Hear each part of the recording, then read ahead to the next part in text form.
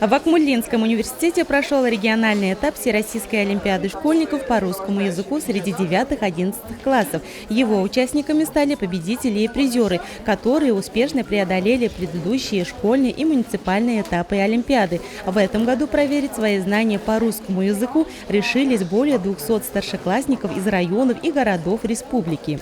Мне всегда был интересен русский язык, как он строился на протяжении долгого времени.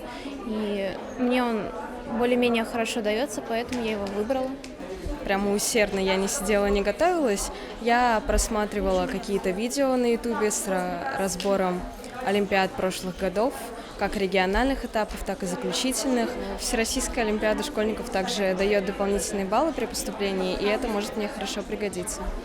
Региональный этап олимпиады по русскому языку проводится в один тур. При выполнении задания школьникам необходимо продемонстрировать владение нормами русского языка, а также проявить лингвистическую интуицию в решении неординарных вопросов о системе русского языка в его прошлом и настоящем. На выполнение задания дается 180 минут. В состав жюри регионального этапа вошли высококвалифицированные эксперты, в числе которых учителя Республики Башкортостан, преподаватели Акмуллинского университета и других вузов Уфы.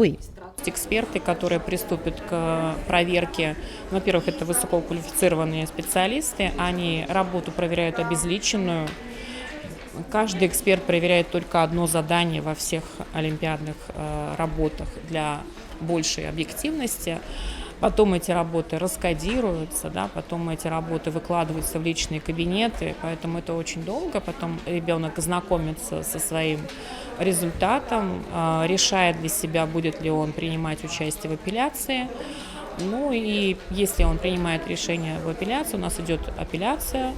После апелляции уже опять протоколы мы оформляем, какие-то бумаги, и потом уже на всенародное услышание мы объявляем результаты. В то время, когда школьники выполняли олимпиадные задания, учителя, сопровождавшие их, посетили методический семинар. Преподаватели Института филологического образования и межкультурных коммуникаций Башгоспедуниверситета рассказали об изучении русского языка в ВУЗе и его продвижении за рубежом.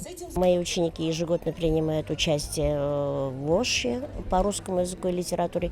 На Олимпиаде Кубок Гагарина мы часто участвуем.